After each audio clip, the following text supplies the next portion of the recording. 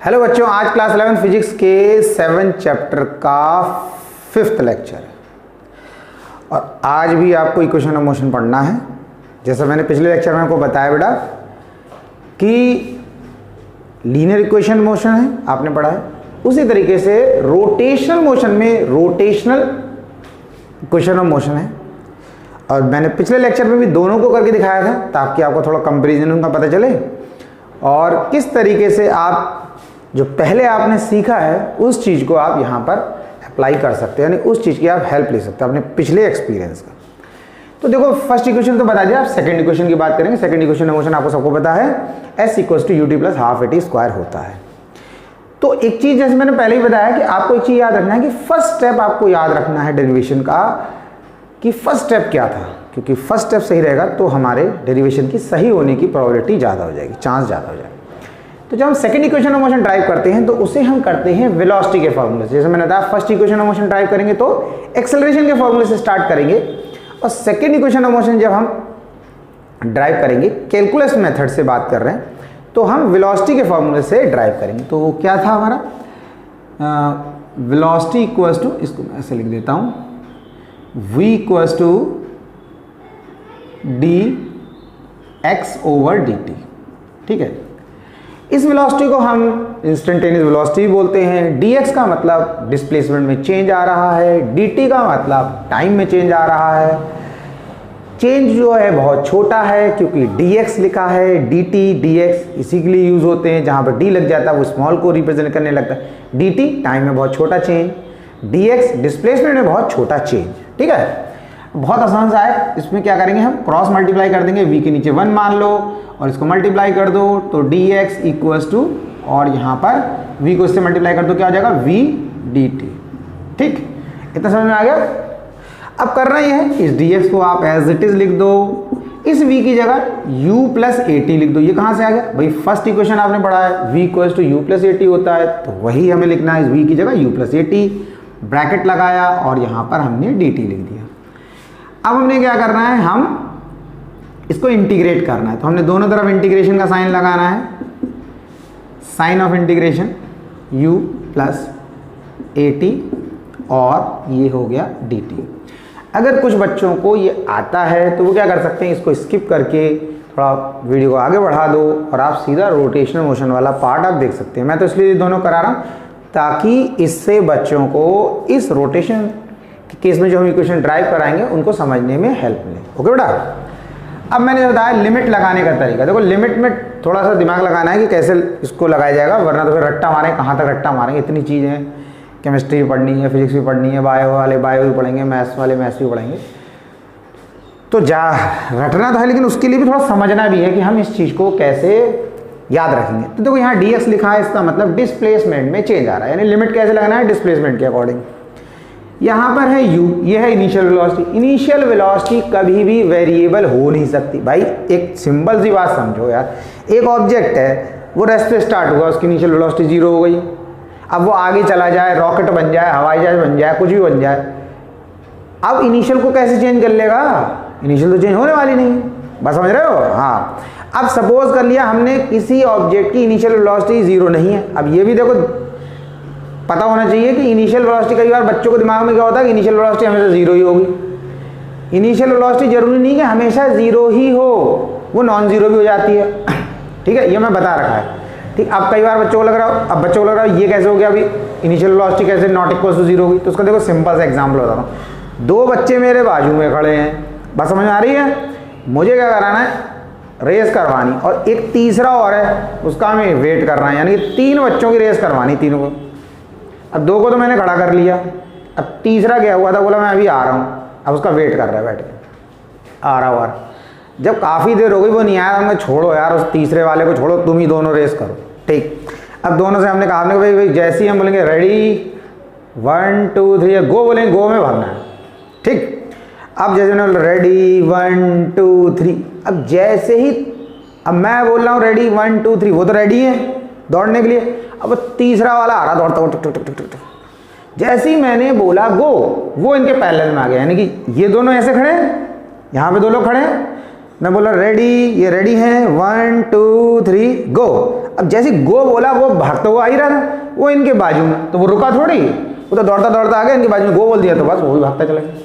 तो ये जो दो खड़े हुए थे इनकी इनिशियल वेलोसिटी होगी 0, लेकिन जो तीसरा भाग के आ रहा था जब वो यहाँ पर आया, मैं अपनी स्टॉप वॉच में टाइम कितना देखा 0, कि जब जर्नी स्टार्ट हुई उन्होंने दौड़ना स्टार्ट करा तो टाइम 0, स्टॉप वॉच में जैसे मैंने ऑन करा उसका टाइम बढ़ रहा आगे, और उस समय वो तो दौड़ के आ रहा था, तो जैसे इनके पैरेलल में आया उसकी कुछ वेलोसिटी थी। तो जो इनिशियल वेलोसिटी है वो हमेशा ही 0 हो ऐसा नहीं होता, वो 0 और नॉट इक्वल टू 0 भी हो सकती।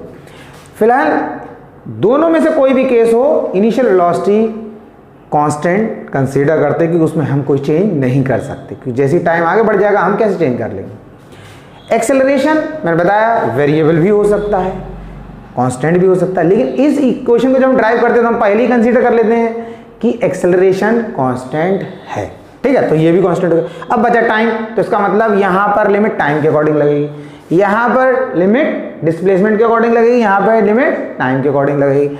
तो इनिशियल डिस्प्लेसमेंट हम उसको या इसको ऐसा हम कर लेते हैं, इनिशियल डिस्प्लेसमेंट को हम ले रहे हैं 0 और फाइनल डिस्प्लेसमेंट को हम ले रहे हैं s, ठीक है, और यहाँ इनिशियल टाइम को ले रहे हैं 0 और फाइनल टाइम को ले रहे हैं t, ठीक।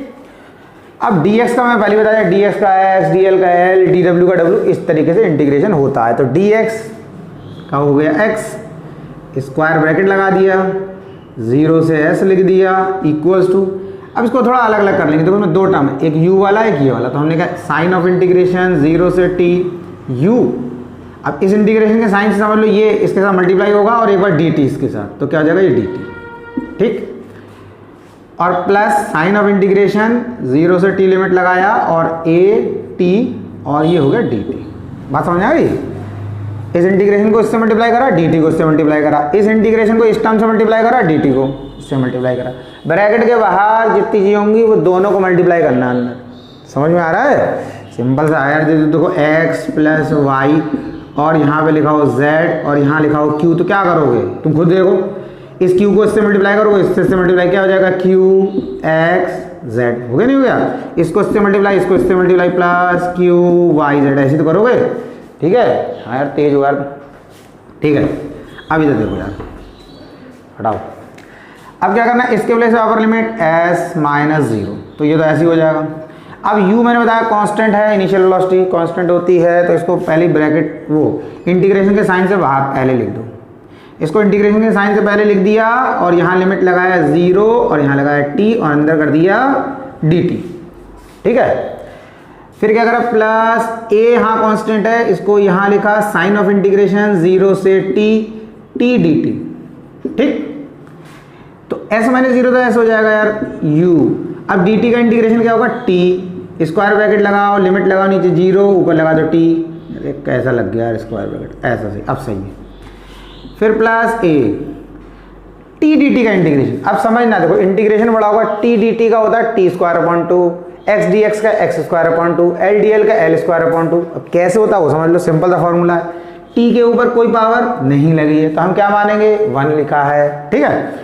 अब जो पावर होती है उसमें 1 ऐड कर दो तो क्या हो जाएगा t स्क्वायर, भाई t के ऊपर कोई पावर नहीं, इट मीन 1, अब 1 में 1 जोड़ा तो 2, अब पूरी पावर को लिख दिया नीचे, बस ये इंटीग्रेशन हो गया, यानी t dt का इंटीग्रेशन हो गया। अब ये मैं समझना dt की जगह ये t dt की जगह लिखा ही जाएगा t स्क्वायर अपॉन 2, आप समझ लो, ऐसा फॉर्मूला है, ऐसा समझ लो, ठीक। कई बार बच्चे सोचते ये t dt, तो अगर t को लिख दिया ऐसे तो dt किधर गया, dt किधर इधर नहीं, वो फॉर्मूला है 0 से और ये लगा दे t, ठीक, s u। अब इस t के प्लेस पे ये वाला t पुट करो तो क्या हो जाएगा t माइनस फार्मूले का लगाया, इस t के प्लेस पे लोअर लिमिट लगाया, ये हो गया, ठीक है, प्लस a, इस t के प्लेस पे अपर लिमिट t, अब क्योंकि इस पे स्क्वायर लगा है तो इस पे स्क्वायर, माइनस इस t के प्लेस पे ये लोअर लिमिट 0, अब इस पे स्क्वायर लगा है तो स्क्वायर। अब देखो यार ये मत समझना क्या 0 के ऊपर भी स्क्वायर लगा रहे हैं, 0 का स्क्वायर तो 0 ही होगा, वो पता है 0 का स्क्वायर 0 होगा। आप समझो कि इसके प्लेस पर अपर लिमिट माइनस फार्मूले का लगाना है, फिर इसके प्लेस पर लोअर लिमिट, ये आपको समझाने की वजह से लिख दिया, ठीक है, ये है, समझना बात को यार। एस इक्वल टू दिख रहा है नीचे तो नीचे लगा, हाँ सही है, यू टी, ठीक है, कहीं कहीं ये होता है, ठीक, यू टी हो गया, प्लस अब ये हो गया हाफ ए टी स्क्वायर, ठीक, ये हो गया। ये हमारी भाई second equation of motion drive है, ठीक है, समझ आई। अब देखो बिल्कुल इसी कॉपी करेंगे, थोड़ा सा चेंज और सब बिल्कुल सेम ऐसे। लीनियर वेलोसिटी की जगह ठोको एंगुलर वेलोसिटी, dx है, dx। लीनियर डिस्प्लेसमेंट तो मैंने किया था, डिस्प्लेसमेंट की जगह क्या आता है, थीटा, क्या आएगा, थीटा, तो डी थीटा। अब क्योंकि x डिस्प्लेसमेंट है तो लीनियर डिस्प्लेसमेंट, तो लीनियर डिस्प्लेसमेंट की जगह आता है एंगुलर डिस्प्लेसमेंट, एंगल की फॉर्म में डिस्प्लेसमेंट, तो थीटा लिखा जाएगा। अब क्योंकि डी लिखा है तो यहाँ भी डी लिख दिया, और नीचे तो ये डी टी ही लिखना है, टाइम को तो डी टी लिखना है भाई, टाइम में कुछ नहीं। अब अगले स्टेप में क्या करा है, क्रॉस मल्टीप्लाई करा, तो क्रॉस कर दो याद है हमें, D theta equal to omega D T, ठीक, सेम चल रहा है, डिट्टो एक जैसा। डी एक्स को एज इट इज लिखा, इसको भी लिख देते हैं डी थीटा इक्वल टू, यहाँ क्या करा, वी की जगह यू प्लस ए टी, तो इस ओमेगा का फॉर्मूला क्या है, हमने पढ़ा omega naught plus alpha T. अब एक चीज समझना, ये इनिशियल वेलोसिटी है, तो यहाँ पर इनिशियल वेलोसिटी को ओमेगा नॉट से रिप्रेजेंट करते हैं, ये लीनियर एक्सेलरेशन है, और एंगुलर एक्सेलरेशन को अल्फा से रिप्रेजेंट करते हैं। टाइम भी अगर तो टाइम ही है, ठीक। अब अगले स्टेप में क्या करा, इंटीग्रेट कर दिया, तो इंटीग्रेट कर दो, देखो सिमिलर है बिल्कुल, समझना है यार, बहुत आसान है, समझ गए, डरना नहीं है फिजिक्स से। देखो हमेशा गब्बर का डायलॉग याद रखना, गब्बर जो डर गया समझो मर गया, समझ गए यार। लाइफ में तो ऐसे कंपटीशन आते रहेंगे, हर चीज़ में पढ़ना ही पढ़ना है, पढ़ना लड़ना, कहीं कुछ ना कुछ करना, तो डरना थोड़ी है यार। अब इसमें लिमिट लगाना है यार। अब लिमिट क्या है, डी थीटा, मैंने बता दिया पहले, जो टर्म को देख के पहचानना है कैसे लिमिट लगेगी। अब यहाँ लिखा है डी थीटा, तो हम क्या करेंगे, हम इधर लिख देंगे थीटा नॉट, और यहाँ लिख देंगे थीटा। एक दूसरा भी तरीका है, आप नीचे लिख दो 0 और ऊपर लिख दो थीटा, तब भी बन जाएगा काम, समझ गए। यहाँ 0 लिख दो, यहाँ थीटा, तब भी हो जाएगा काम। आप थीटा नॉट और थीटा लिख दोगे तब भी काम हो जाएगा, ठीक। अब यहाँ पर तो 0 और t लगाना है, क्यों, वही बात है जो मैंने यहाँ पर पूरी आपको भाषण दिया अभी। यहाँ पर क्या है कि ओमेगा नॉट, जैसे मैंने बताया इनिशियल वेलोसिटी कांस्टेंट होती है, तो इनिशियल एंगुलर वेलोसिटी भी कांस्टेंट होती है। मैंने बोला एक्सेलरेशन वेरिएबल हो भी सकता है, नहीं भी हो सकता है, ठीक है, यानी कि कांस्टेंट भी हो सकता है, वेरिएबल भी हो सकता है, लेकिन इन इक्वेशंस में हम एक्सेलरेशन को कांस्टेंट मानते हैं, तो ऐसा ही हम इनमें करते हैं। अल्फा जो है वो हम कांस्टेंट कंसीडर करेंगे, हमने कर रखा है, बस समझ आ गई, ठीक। तो अब बचा क्या टी, तो भाई टाइम के अकॉर्डिंग लिमिट लगा दिया, समझ गए, जो कांस्टेंट है उसके अकॉर्डिंग लिमिट नहीं लगेगी, ठीक। तो भाई डी थीटा का इंटीग्रेशन बताओ, अभी बताया डी थीटा का इंटीग्रेशन क्या होगा, अभी का डी एक्स का क्या बताया, डी एक्स का एक्स, डी एल का एल, डी टी का टी, डी वाई का वाई, तो डी थीटा का थीटा, बहुत बढ़िया।